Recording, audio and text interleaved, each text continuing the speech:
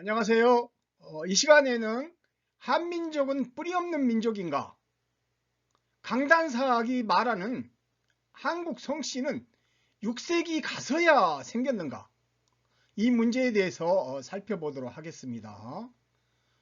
이 바탕화면은 대전에 있는 뿌리공원을 예, 배경으로 삼았는데요. 이 뿌리공원에 있는 대부분의 성씨들이 남할 요초를 뿌리에 기원으로 두고 있어요.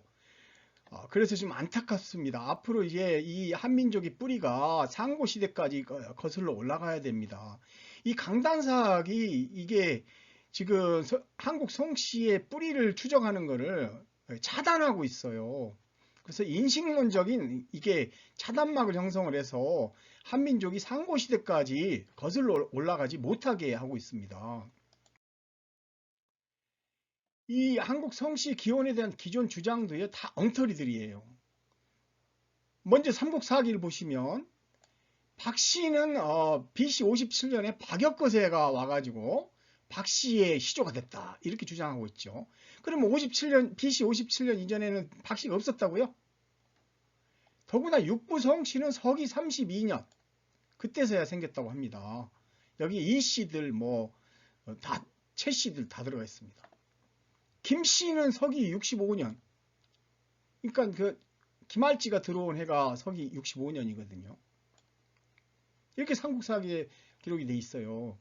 그런데 이병도 씨의 한국 고대사 연구, 이수거, 박홍갑 이런 분들 이제 주장은요. 한국에서는 6세기까지 성씨가 없었다라는 겁니다. 진흥왕 순수비 등의 이두식으로 표현했을 뿐이지 이름이 없었다는 거예요. 이후 중국에서 한자를 수입을 해서 성씨로 사용했다 이렇게 주장하는 겁니다. 그러니까 이병도를 필두로 한 이 강단사학자들의 주장에 따르면 한민족은 수천 년 동안 이름만 사용하던 뿌리 없는 민족이라는 거죠. 그러니까 이게 중원에서는 이게 성이 없으면요 천한 민족이라고 했습니다. 그러니까 한민족을 뿌리 없는 민족, 천한 민족으로 지금 치부하고 있어요. 강단사학에서. 그 이유를 낱낱이 한번 살펴보도록 하겠습니다. 이 강단사학계에 뿌리 없는 민족설, 조상이 없었다는 거죠. 한민족은. 예, 성 없이 그냥 6세기까지 살아왔다는 거예요. 한국 성씨는 삼국시대에 한자 등 중국 문물과 함께 수입된 거라는 겁니다. 수입품이에요. 여러분들이 쓰고 있는 성씨는요. 여러분 성씨가 아니고 중국에서 수입된 거라고 합니다. 고려시대의 복미제도, 그러니까 성이 없으면 과거제도에 응시도 할 수가 없었어요. 왜냐하면 이제 자기 성씨를 이렇게 제출해야 되거든요. 이게 치팅 같은 걸 방지하기 위해서 복미제도를 한 겁니다. 그래서 그때 가서야 모든 귀족층이 자신과 관련 없는 중국 성씨를 빌려다가 그냥 마음대로 족보를 만들었다는 거예요. 그러니까 족보의 허구 이런 것들을 주장을 합니다.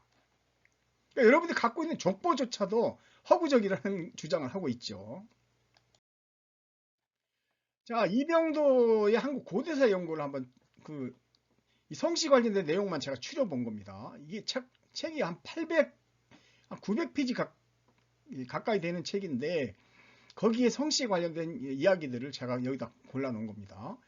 청주 한시 세보의 기자 후에 우친, 우평, 우량 기록은 다 날조다.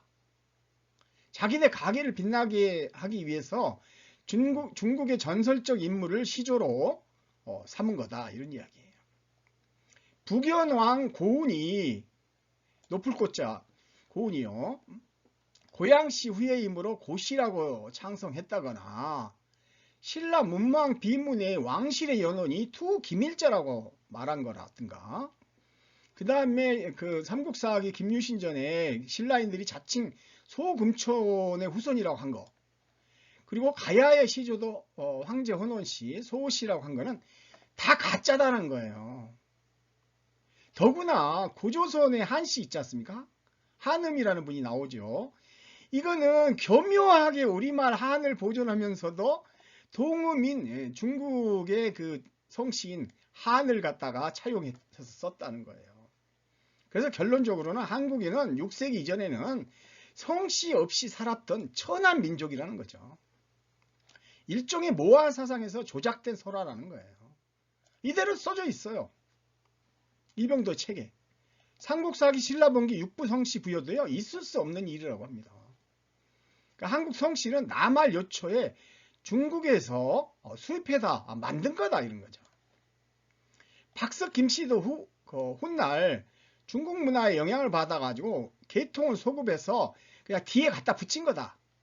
앞에 그 이전에는 성이 없었다. 혀컷에도 박씨가 아니었고 그냥 뒤에 박씨라고 그냥 갖다 붙인 거다. 이런 이야기입니다.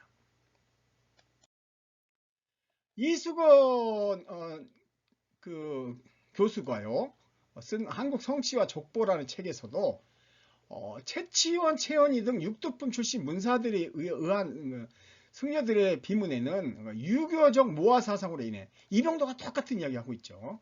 우리 성씨가 중국에서 유래한 것으로 강조를 하고 있다.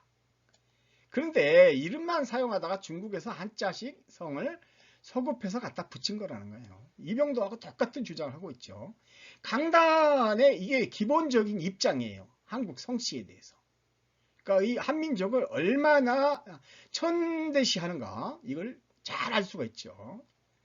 고려 왕건 23년 940년에 지연과 혈연을 결합한 토성 분정이 이루어졌다는 거예요. 토착 성씨를 그때 이제 정해서 나눠줬다는 거죠. 그래서 현재처럼 성씨 본관이 만들어졌다는 거예요. 고려 왕건 23년에 가서야. 그러니까 최초의 토성은 세종실록 지리지에 기록된 토성이라는 거예요. 이거 얼마나 웃깁니까? 예.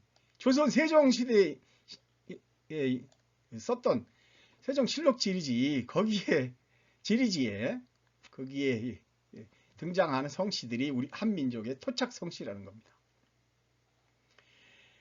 국사편찬위원이었던 박홍갑이라는 분은요, 우리 성씨와 족보 이야기라는 책에서 삼국사기, 삼국유사 및 각종 금성문 자료 기록은 뿌리 깊음을 과시하기 위해 조상을 중국으로 연결하여 조작한 거다. 이렇게 지금 주장을 하고 있어요. 삼국사기, 삼국유사도 다 조작된 거라는 거죠. 족보가 33대로 올라가면 조상이 수억 명 이상 관련된다는 거예요. 이 말은 맞아요. 예, 족보를 33대 이상 올릴 수가 없어요. 왜냐하면 어머니, 동생, 뭐 형제 이런 것까지 다 집어넣으면 수억 명이 관련돼요. 그래서 족보로 그 시조를 찾는 거는 이거는 말이 안 되는 이야기죠. 자기들도 말이 안 되는 이야기를 하고 있는 거예요. 그래서 여러분들 구약 성경을 보시면 누가 누구를 낳고 계속 계보를 그냥 쭉 계보만 암송하지 않습니까? 그러니까 이 사람들은 족보를 갖다가 모든 사람 이름을 집어넣는 이 조선시대 족보를 한민족의 족보라고 지금 생각하는 거예요. 이게 정말 바보 같은 주장이고 안타까운 주장입니다. 왕건도 원래 성씨가 없었대잖아요. 왕건도 원래 왕이 아니고요. 이름이 건이었는데 그냥 후대에 갖다 왕자를 붙여준 거래요. 이런 터무니없는 주장들을 하면서 하늘이 두렵지 않은지 모르겠습니다. 성씨제도의 기원과 개념은요. 기본적으로 성은 생겨난다라고 설문의자에서 이야기하고 있어요. 성자 생야라. 성이라는 것은 생겨나는 거다. 즉 설문의자의 기록을 좀 더 자세히 살펴보면요. 성은 사람이 생겨난 곳이다. 라는 거예요. 신과 괴인이 점지해주고요. 어머니가 하늘의 가문에서 아이를 낳는다고 해서 천호라고 불렀다고 합니다. 태어남으로 인해 가지고 성이 된 거죠. 여자를 따라 태어나고요. 태어날 때 옹해옹해 하고 울죠. 그래서 우는 소리가 나는 거예요. 춘추전에서는 하늘에 아이가 태어남으로 인해 가지고 성을 주었다고 합니다. 그러니까 성이라는 것은 어머니를 따라서 만들어졌다는 걸 알 수 있어요. 통지 시종약에는요, 이 성씨 구분을 하고 있어요. 하상주 3대 이전의 성씨는 둘로 나뉘었는데 남자는 씨라 하고 여자는 성이라고 했다 합니다. 그리고 남자의 씨는요, 귀천에 구별이 있었어요. 그래서 귀한 자는 씨가 있고 천한 자는 이름만 있고 성씨가 없었던 거예요. 그러니까 강단사학자들이 바로 한민족이 6세기 이전까지 이름만 있고 성씨가 없었다, 이 말은 바로 뭡니까? 한민족은 천한민족이라고 주장하는 거예요. 그거를 우리가 용납할 수 있습니까? 여러분들이 가짜 성씨를 갖고 있다는 말입니까? 성은요, 어머니의 성은 원래 혼인 여부를 구별하기 위한 거예요. 그러니까 동성, 이성, 천민의 서성 등 세 가지 구분이 있었어요. 그래서 씨는 같지만 성이 다르면 혼인이 가능해요. 그런데 성이 같으면 무조건 혼인할 수가 없는 거예요. 그러니까 어머니가 같으면 절대로 혼인을 못하게 한 겁니다. 고대 시대부터. 하상주 이후 성씨가 이제 성과 씨가 합쳐졌어요. 고대는 어머니는 성이고 아버지는 씨라고 했잖아요. 근데 이제부터는 성, 씨를 합친 거예요. 그래서 혼인 여부를 구별한 것이죠. 그러니까 고대에 성씨를 만든 이유는 바로 근친혼을 피하기 위한 것이었다는 거예요. 그러니까 한민족이 6세기까지도 그런 기초적인 구분도 없이 살았다는 천한민족이라는 주장을 하고 있는 겁니다. 이병도를 필두로 해가지고 현재 한국의 강단사학자 모두는 다 한민족이 그렇게 천한민족이라는 주장을 하고 있는 거예요. 이들이 대표 학자들이에요. 이들이 왜 한국 성씨 기원을 부정할까요? 그거는 이들이 일제의 식민사관을 그대로 계승을 해가지고 식민 역사를 가르치고 있기 때문입니다. 그거는 바로 열도에는요, 성씨가 해체됐어요. 열도에서 성씨가 해체된 거는요, 신찬 성씨록이 편찬되기 전에 해체됐습니다. 그런데 감히 조센징이 성씨를 갖는다? 이건 있을 수 없는 일이지요. 그러니까 이제 일제식민 시대에 장씨 개명을 한 겁니다. 열도에는요, 지금 현재 성씨를 신고제도로 바꿔버렸어요.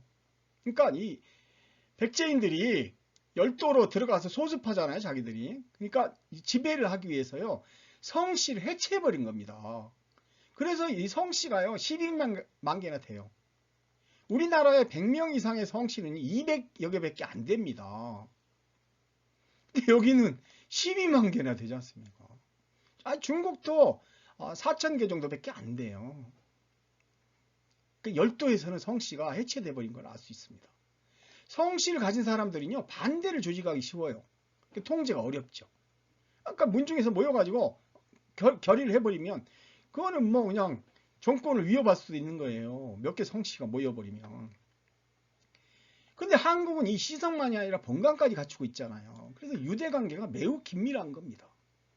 이게 시성 번관이라는 게 그래서 무서운 거예요. 이게 엄청난 정치적인 파워를 갖는 거예요. 우리나라는 그래서 시민사회가 매우 힘이 셉니다. 열도는 시민사회가 힘이 없어요.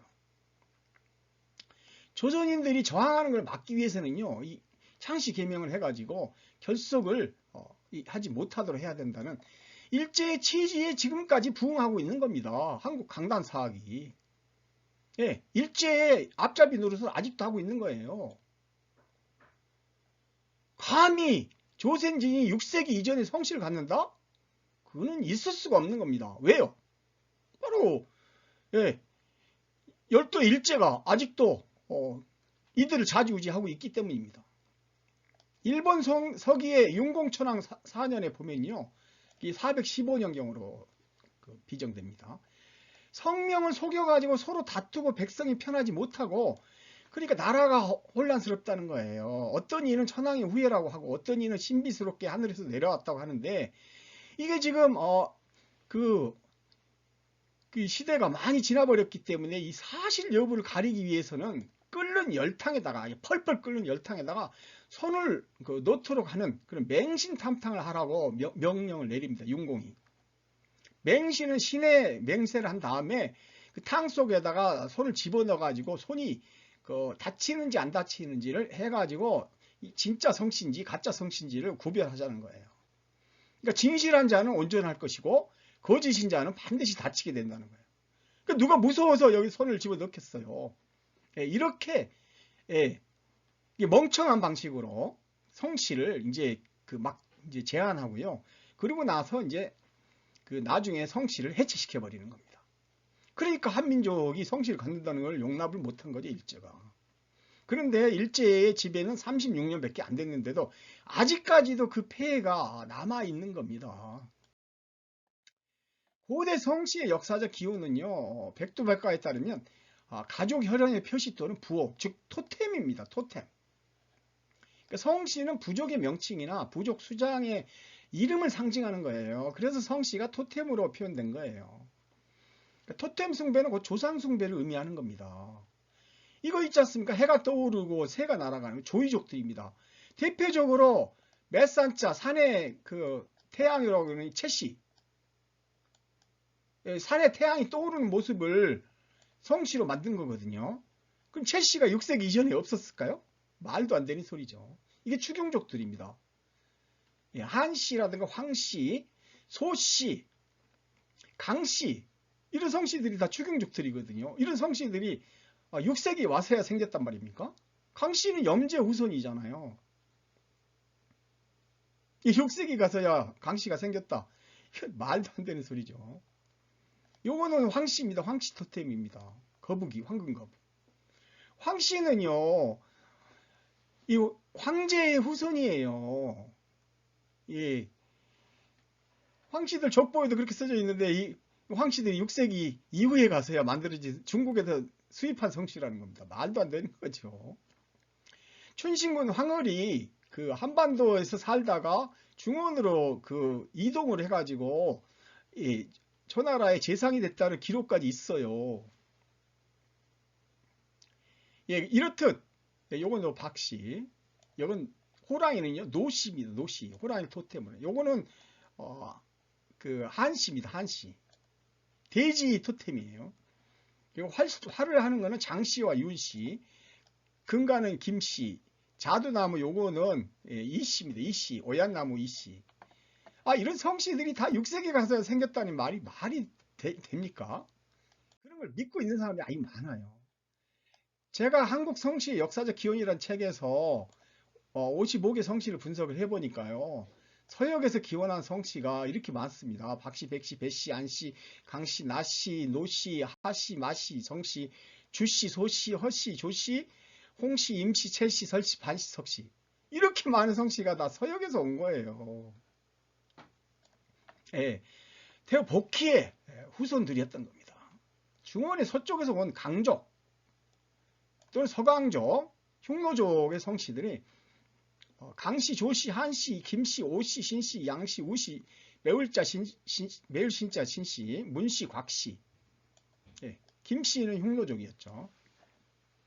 산동성, 하남성 등 중원에서 발원한 성씨. 예, 이씨, 채씨, 고씨, 정씨, 송씨, 진씨, 전씨, 손씨, 차씨, 서씨, 윤씨, 장씨, 임씨, 권씨, 황씨, 유씨, 왕씨, 모씨, 전씨, 심씨, 방씨입니다. 이씨는 고요의 후손이잖아요. 그죠? 채씨는 이게 강태공의 후손입니다. 채씨들은 고조선의 주축이었는데 이 채씨들이 6세기 이후에 생겼다. 이게 코미디 같은 이야기 주장하고 있지 않습니까? 아직도 근데 그게 통용된다는 사실들을 여러 문중에 서서 알아야 되는데 그걸 아직 모르고 있어요. 상고시대의 중원은요. 하나라, 주나라, 고노 추경조하고요. 상나라, 올지족 간의 그 쟁탈전이 벌어졌어요. 그 한의 이제 주축을 이루었던 동이족끼리 싸운 거죠. 하나라를 건국한 세력은요, 사씨의 사씨. 그러니까 우임금을 사씨라고 그래요. 그래서 우씨, 그 후손은 우씨, 그 매울 진짜 신씨, 우임금의 어머니입니다. 곽씨, 그 우임금의 아버지 권의, 그 권의 세력이에요, 곽씨가. 그리고 추경족들이 있었지 않습니까? 하나라를 건국한 거는. 여러 양계 지명을 써던 추경족들이 하나라를 건국한 거예요. 하나라의 세력과 강역을 보면요. 원래 우임금이 서융이잖아요. 서쪽에서 온 사람이죠. 사천성 성류에서 왔다고 합니다. 하나라 세력들이 중원으로 들어온 거예요. 추경족하고 같이. 그러니까 아주 오랜 성씨들이죠. 그래서 여기 황하가 흐르는 이쪽에 여기 이 일대에 중심을 잡고 있었던 겁니다. 이게 안읍에 도읍을 했다고 하죠. 상나라 건국 세력이 이보다 더 넓었는데요. 자성이라고 합니다. 자성. 그래서 박씨가 이게 바로 상나라 건국의 주도 세력이에요. 한문은 달라요. 근데 같은 박씨로 추정됩니다. 서씨도 백익의 후손이잖아요. 백익도 영성이죠. 예, 영성들이 상나라 건국의 주축 세력이에요. 백익이 바로 박족이잖아요. 박족. 태어복희. 송씨는 이제 상나라 미자의 후손들입니다. 은민육족의 서씨도 들어있죠. 올지족들이에요. 올지족. 그 다음에 주나라를 건국했던 세력은 휘씨입니다. 휘성이라고 그러죠. 강씨, 노씨, 정씨, 문씨, 목서 팔국이 바로 이 주나라를 건국한 겁니다. 이게 다 한민족이에요. 그러니까 세종실록 지리지의 토성이 진짜 한국 토성이다. 자, 이거의 허구에 대해서 한번 살펴보겠습니다. 세종실록 지리지의 전라도 나주목이 있어요. 거기에는요, 토성으로 김씨, 나씨, 오씨, 정씨, 진씨, 손씨, 남씨, 박씨, 유씨가 있다. 그런데 이들은 중국과 관련이 없대요. 그런데 한번 보십시오. 중원의 BC 2030년에 광국이 건국됐어요. 이 광주에 광국, 빛광자. 빛광자의 나라. 광국이 건국된 거예요. BC 2030년이에요. 그래서 이 광국의 그 광자를 따가지고 하남성 남부를 광주라고 붙인 겁니다. 그리고 광사년이 있어요. 그 옆에는. 그런데 놀랍게도 여기에는 노씨들이 살고 있어요. 지금도 살고 있고 노씨 관련된 유적들이 많이 있습니다. 그 옆에는 나사년인데요. 나씨들이 살고 있어요. 여기는. 나씨들이 살았다는 역사 기록조차 있습니다. 그런데 한국에도 이와 구도가 똑같은 구도로 광주가 있고요. 광산이 있습니다. 그리고 여기를 본관으로 하고 있는 노씨들이 있어요. 그리고 그 왼쪽 편이죠. 그 서쪽에 나산이 있지 않습니까? 중원하고 똑같죠?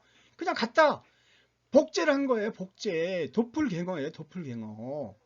예, 한국은 나주가 또 추가적으로 있죠. 그래서 나시들이 여기 살고 있잖아요. 똑같은 겁니다. 중원하고. 그러니까 중국과 관련이 없어요. 이 사람들이 중국에서 복제를 했겠어요. 지명하고 성씨를.